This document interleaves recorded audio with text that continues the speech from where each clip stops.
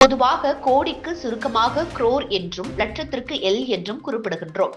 ஆனால் ஆயிரத்திற்கு ஆயிரம் என்றால் சுருக்கமாக 1000 தானே வர வேண்டும். ஆனால் ஏன் கே என்று குறிப்பிடுகின்றோம் என்று தெரியுமா? இதை கூட சமூக வலைதளங்களில் ஒரு சிறுமி எல்லோருக்கும் புரியும்படி மிக அழகாக குறிப்பிட்டிருக்கிறார். தற்பொழுது ஏன் ஆயிரத்திற்கு கே என்று குறிப்பிடுகின்றோம் என்பதை தெளிவாக பார்க்கலாம். 1K என்பது கணித மற்றும் அறிவியல் துறைகளில் பயன்படுத்தப்படும் குறியீட்டின் அடிப்படையிலான ஒரு சுருக்கம். இதன் பின்னணி மற்றும் காரணம் அறிவியல் அடிப்படையில் அமைந்திருக்கிறது. கே என்பது கிலோவின் குறியீடு. கே என்றதும் கிலோ என்பதன் சுருக்கமாகும். கிலோ என்பது கிரேக்க மொழியில் 1000 என்பதை குறிக்கிறது. இதுவே கிலோகிராம், கிலோமீட்டர் போன்ற அமைப்புகளிலும் பயன்படுத்தப்படுகிறது. பன்னாட்டு அளவீட்டு முறைப்படி கே என்பது 10³ என்பதை குறிக்கும். இதை ஆங்கிலத்தில் 1000 என்று சொல்வதற்கு பதிலாக சுருக்கமாக 1K என்று அழைக்கிறார்கள். 1K பொதுவாக எங்கு பயன்படுத்தப்படுகிறது? சமூக ஊடகங்களில், அதாவது லைக், வியூஸ், ஃபாலோயர்ஸ் போன்றவற்றில் 1000 என்பதை 1K என்று காட்டுகிறார்கள்.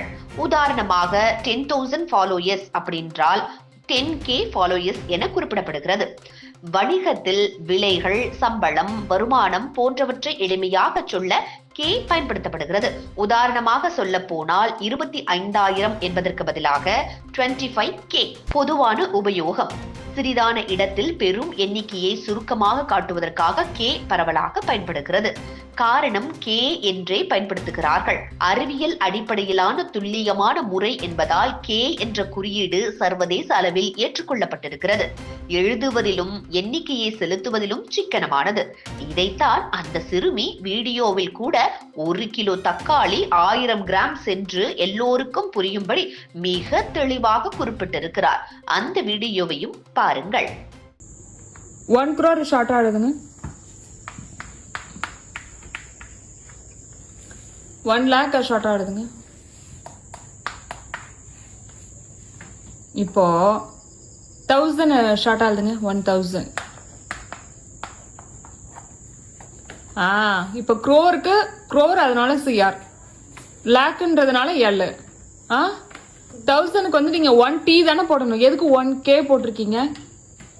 கே எங்க வருது அதுல? 1000ல கேவே இல்லை.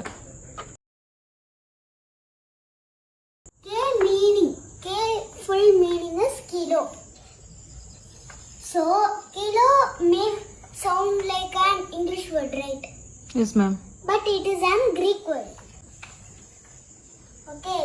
Kilo is an Greek word. Kilo means 1000. Oh. Okay. So that's why we are using. But 1 kilo tomato. Okay. So it is 1,000 gram tomato. 1,000 gram tomato. So we are telling 1 kilo, right? 1 kilo means 1000. Okay? இது போன்ற முக்கிய நிகழ்வுகள், அரசியல் தகவல்களை ஆழமாக மாறுபட்ட கோணத்திலும் அறிந்து கொள்ள மறக்காமல் பாரத் மெயில் 24 பக்கத்தை பின்பற்றிக் கொள்ளுங்கள். உங்கள் ஒவ்வொரு ஆதரவும் இது போன்ற பல நிகழ்வுகளின் பின்னணியை அறிய உதவும்.